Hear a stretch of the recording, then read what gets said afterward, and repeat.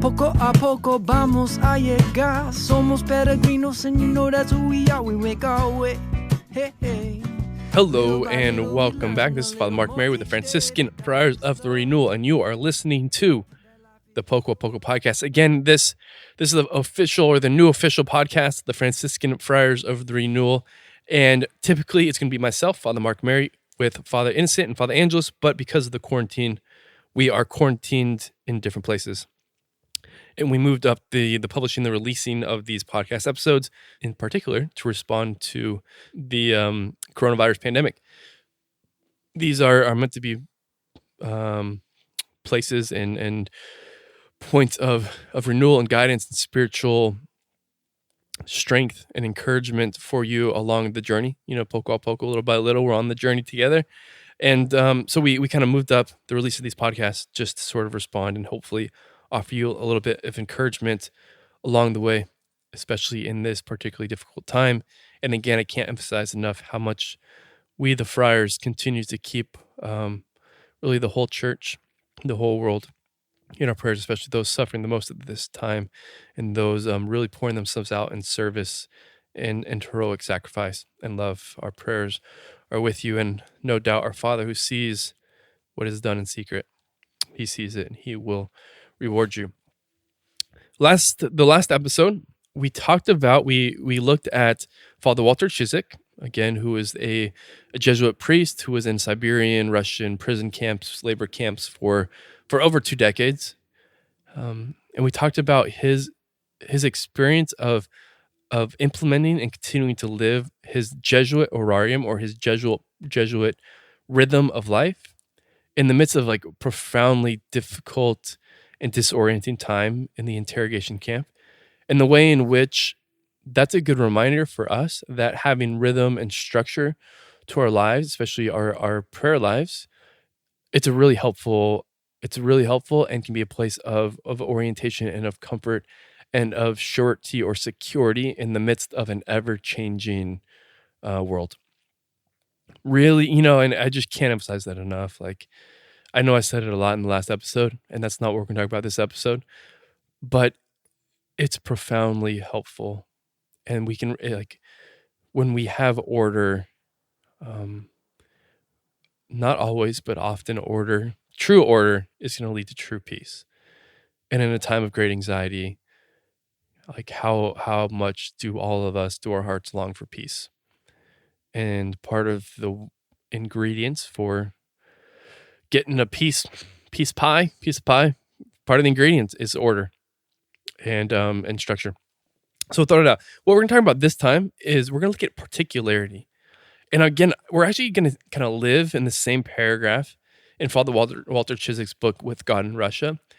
And there's a profound wisdom there, which again, it served him well in his time, but it was a way of life created, or a rhythm of prayer created, not for being in quarantine, but for being in the world. And I'm going to offer it again to you,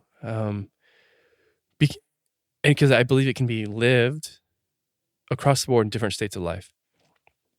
And so again, I'm going to read what Father Walter Ciszek wrote.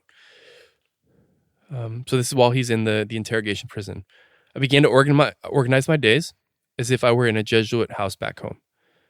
I would say the morning offering, then do then wash up, have an hour of meditation. Check this out. This is what I want to say. So he would have mass. He'd say it by heart, and then before dinner, which for dinner I guess is like lunch. Before dinner, I would make my noon examen. Before going to bed at night, I'd make the evening examen, and points for the morning meditation, following St. Ignatius's spiritual exercises. So I want to talk about this particularity of the examen, the noon examen, the evening examen, and just living sort of a focused spiritual life. And I feel like to some people, this isn't going to be your favorite, or this isn't going to be, maybe it's going to challenge your sensibilities a little bit. The idea of a real sort of specificity, a particularity, intentionality in our spiritual lives can feel funny. Sometimes, or maybe it's just personally, it seems like it should be something very very loose. And it's like, okay, I'm going to pray at different times, and I'm kind of just gonna maybe pick up the gospel. I'm going to read the gospel of the day, and I'm just going to take whatever the meditation is from the day, and that's going to be it. I'm going to talk to the Lord about how I'm feeling in the moment. And when I feel like, I'm talking about in the moment when I want to, spontaneously, and kind of about whatever comes to mind. I think there's room for that. I'll say I know there's room for that. But at the same time, we want to have some particularity, or to maybe say better, like both and, to stay consistent with this like Catholic at both and is sort of our approach to most things. Is, can we have structure and stability and particularity, but also spontaneity or freedom? And I think the answer is yes. But notice this is in the middle of the day, Father Ciszek would make what he picked up from the spiritual exercises, or the Jesuit way of life at the time, of this afternoon, and then he'd make an evening examen. And I am fascinated by this. I love this. I think this is so helpful. And as strongly as possible, I encourage this for everybody.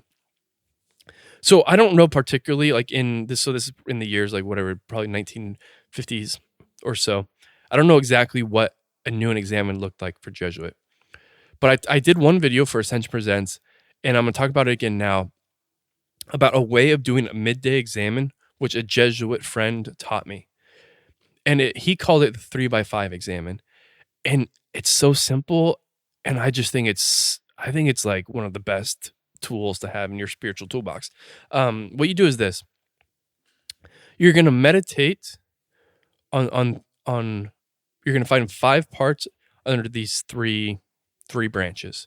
So number 1 is like, let's look back at your day. We're going to take 5 minutes. Look back at your day. And are there 5 areas in which maybe you fell? Well, you fell short of the Lord. Maybe you felt his prompting and you said no to it, or where you lost your temper, or you gossiped where you shouldn't have, or you took a second look, whatever, where you shouldn't have. Is there an area where you fell? So you notice those 5 areas. You ask the Lord for mercy. Lord, I'm sorry. I'm weak. I'm sinful. You're merciful. Have mercy on me, O Lord. And I'm gonna try and do better. Cool. So then they just that little brief sort of reflection on areas you fell.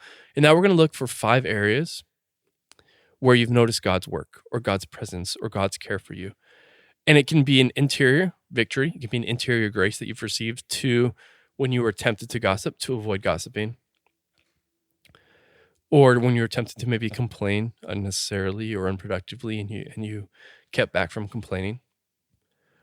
Or in which, a door was opened, an opportunity, a conversation was had, a grace was received. And you spot out these 5 things, and you give thanks to God for them. Lord, I thank you for these graces in this first part of my day. All right, so that's number 2. And number 3 is this: you look forward to the rest of your day. Right, so typically this is made around lunchtime, around noon time. It takes about 5 minutes. Then you look for the rest of your day. Okay, what are 5 areas or 5 events that you can foretell that you're going to want God's help for? Is there a conversation you're going to have? Is there a moment of temptation that you could see coming down the road? Is there something that you're feeling? Are you maybe hungry, angry, lonely, tired? Are your guards down, and so you're going to be more likely to snap at somebody? So ask the Lord.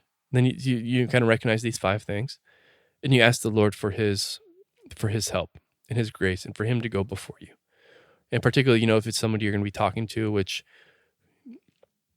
you want God's help, in that area, like ask the Lord to go before you. And so this is the midday exam, 3x5, right? Because it's those 3x5, like the where have you fallen? Where's God been? Where you need God's help in the afternoon.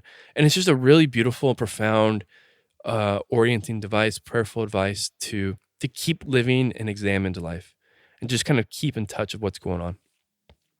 And then what you're going to do, and what Father Walter Ciszek did, is in the evening, he makes another examen. And there's a ton of great resources to it. Usually an evening examen, a nighttime examen, it's done closer to bedtime at the end of the day. And if you don't have this habit, it's a really great habit to have sort of a a screens off time or a lights out time or a book closing time. So, maybe it's 30 minutes or an hour before you'd like to be asleep, and you just shut everything off. And this is a great time to pray. This is a great time to sort of be still. And it's a great time to make your evening examen. And so again, there's a ton of great research out there. I think Father Michael Gallagher has a really incredible book on the examen. And so we're not going to get into it too much. But again, just to have this moment of looking back on your day, noticing where you've fallen short, noticing God's presence, and that's super important. Is the examen's not all about our own sin. It's about, I'd even say, first and foremost, it's about recognizing God's presence and His goodness and His providence throughout the day. And then, so you look back, and then you look forward. So asking God for the gift of a good night's sleep, entrusting to Him your loved ones, and asking for His grace to wake up early, to wake up when you need to wake up, to make a good time of prayer the next day. And so this is a really healthy, I think, and reasonable part of a prayer life for everybody, right? I don't know that there's anybody, even if you're one of, this kind of my go-to, like, does it work for these people? If you're like the mom with 4 kids under 8 or 10, can you still, in some capacity, do this? I think so. I think you can find a couple minutes. Maybe it's not just totally still in the afternoon, but a couple minutes while you're doing something just to sort of look back, even while you're cooking lunch for the kids or something like that.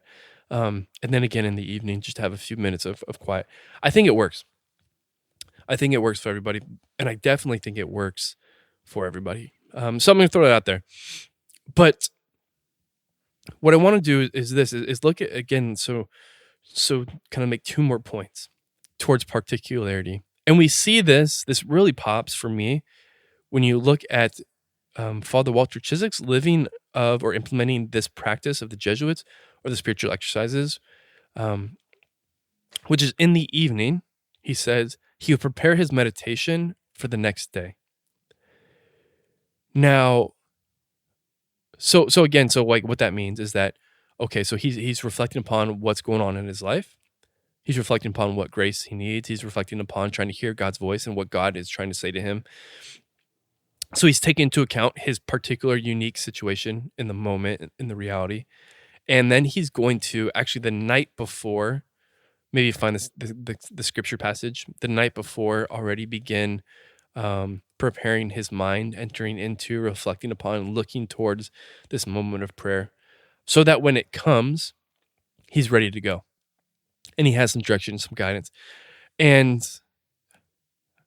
I realize this is not easy. It's not easy by any stretch of the imagination to develop this type of practice. I've struggled with it big time, but I've also valued it big time. And I know a couple of really, really disciplined and prayerful brothers who do this every evening. They prepare their meditation for the next day. And when they preach, you can tell. You could just tell that they spent that meditation time like all in 100%. Hey, this is Rob from Spirit Juice. I'm going to let you know that Spirit Juice Studios is available during quarantine for any of your post-production needs. Are you sitting on a bunch of footage you want edited? Do you want to start your podcast? You need some help doing some live streaming? Shoot us an email at spiritjuicestudios.com, and we'd love to help you out. What I want to emphasize is not necessarily the specific of, okay, every evening I want you to think about a meditation for the next day and to prepare and to enter into it. But I do want to just sort of emphasize and making an argument for, or sort of a case for attentionality or particularity, a structure, not just in when you're praying, but what you're praying about. And one of the fruits of living, of making a afternoon and evening examen is particular patterns are going to start to arise. And maybe you already have this, or maybe you don't, but what's going to end up seeing is like, okay, I'm struggling in this area in particular, or in that area in particular. And so what I want to do is I want to pay attention to that. And this is where the particularity comes in, right? So if you make your afternoon exam, you make your evening exam, and you're struggling with trust. you're struggling with anxiety, especially in this time of uncertainty in the pandemic. So what you're going to do now is you're going to continue to pray into that and ask God's grace. And if you're able to make a meditation, if you're able to spend some time with the scriptures, you can choose not just sort of the whatever, like lectionary roulette, not just whatever the gospel is for that day, but can you choose a gospel that specifically will speak into anxiety? Maybe the best thing for you to do is to find the gospel about, Jesus being with the disciples on the boat in the midst of the storm, and Jesus is asleep, and the disciples start freaking out, and they don't know what to do. And maybe entering into that gospel and spending time with that gospel and allowing the Lord to speak to you in that is going to be most fruitful, because it's going to speak into your very particular situation. But you're not going to know what you need to hear, right? If you're not listening and paying attention and spending this time in reflection. And so what I'm gonna again, so we call it like a particularity, sort of a very specific self-knowledge and a very specific way of praying. And the good news is this. Is that our humanity and our spirituality, they're all super connected and interconnected. And what you'll find, because the fear is this, okay, if I'm focusing on growing in trust, or I'm focusing on growing in patience, or I'm focusing on growing in purity, well, like, what about all the other virtues? What about all the other areas where I have to grow in? The good news is this, is that if you really enter into and you really focus on one of these areas in your life, what you're going to notice is that to really sort of grow in trust, it's going to involve growing in all these other virtues as well. They're going to all become there. It's a package deal. And so this is part of just kind of how things work. Is it's very difficult, leaning towards impossible, just to like excel in one virtue in a way which is really virtuous, and not have some of these other areas in your life which are also going to grow and mature and be strengthened. And so if we can spot and feel free to spot one or two or three particular areas in our life, for a season, I'd recommend just one. And now in our afternoon examine and in our evening examine, first and foremost, we're going to say, okay, I'm going to pay attention to the movements of my heart. Where was I trusting, or where was I doubting God's presence and God's care in my life? Okay, now where was God showing his faithfulness to me? Okay, now where in the afternoon am I going to need to trust God and his care? And where am I going to want to make sure I see and pay attention to the ways in which God is revealing his presence and his goodness in my life? And then in the evening, okay, I look back at my day. How did I do with trust? Is now what's going on tomorrow? How can I pray and ask God's, like, where in the scriptures can I find support and find spiritual nourishment for trust for what's going to come the next day? Maybe it's, the image of, okay, I want to reflect on the good shepherd, and that the good shepherd cares for his sheep and guides his sheep and leads his sheep. And the good shepherd's smarter than his sheep, but he cares for his sheep. And so maybe, I'm gonna pray with that tomorrow morning. And just to not be afraid to have this sort of structure, this sort of particularity about your relationship with the Lord.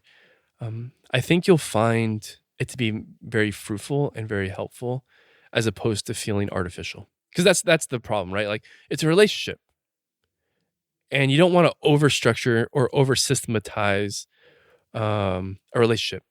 It's like you want it to feel like one of the things that people talk about in like our friaries, because it's so many guys, so big of a thing. It could feel like industrial, or it could feel corporate, and we want it to feel like, guys want it to feel like a home, and that can be something like that with the relationship with the Lord. We some people, some sensibilities, like, we don't want too much structure or formality, because it'll feel like a routine. It won't feel like a real lived relationship.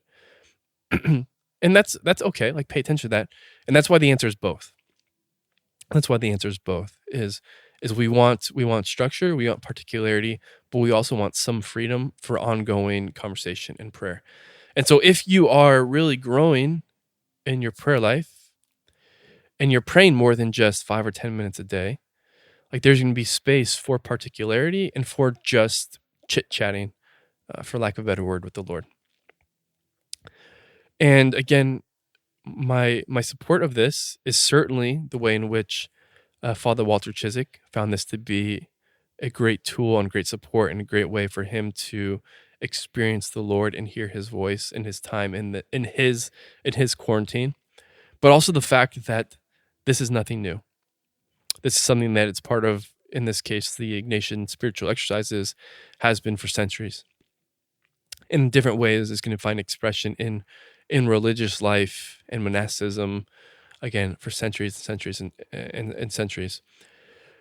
And just to say what I said again at the end of the last episode, is this is a great time, this time of quarantine. This is a great time, essentially, for many people. And again, I can't emphasize enough my understanding that this is not a universally, generically experienced time of difficulty or pandemic.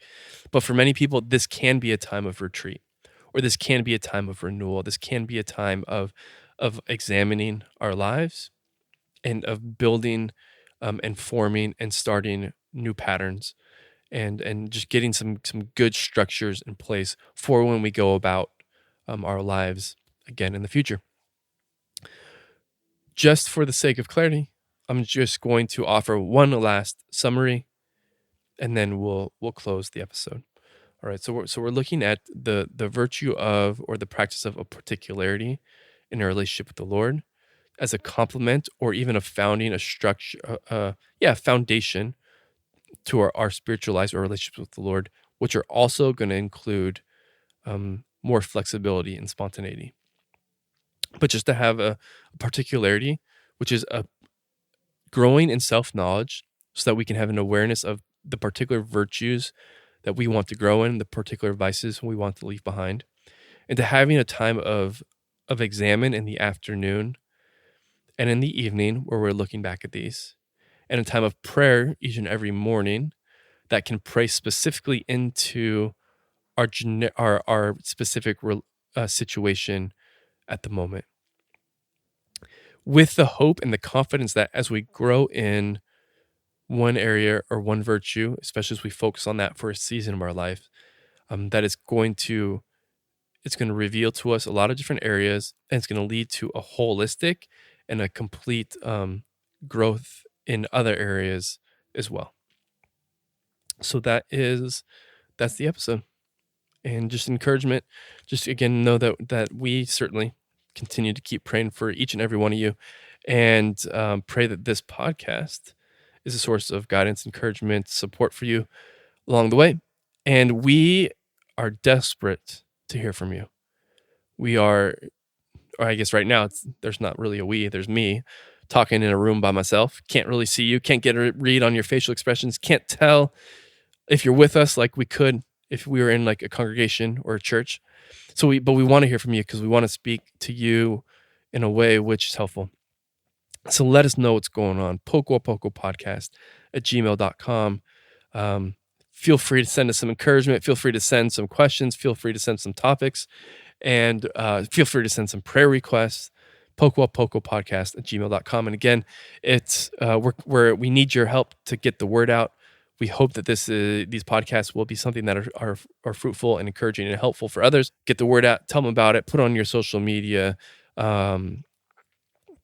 give us a rating, give us a whatever, give us some stars, give us some commentary, whatever you're allowed to do on all those things. Every little engagement helps. And we thank you for listening. We beg your prayers, especially for our safety and our health, as we are trying to recover as quickly as possible during this quarantine as well, and just to stay healthy so that we can keep things going, like our homeless shelter in the Bronx. Thank you so much, and we will be with you on the next episode. God bless you all. Take care. Bye now. Poco a poco vamos a llegar. Somos peregrinos, and you know that's who we are. We make our way. Hey, hey. Little by little we learn a little more each day, that God is love, that life is short, that all will be well. And I know all will be well in His time. Come follow me, come follow me.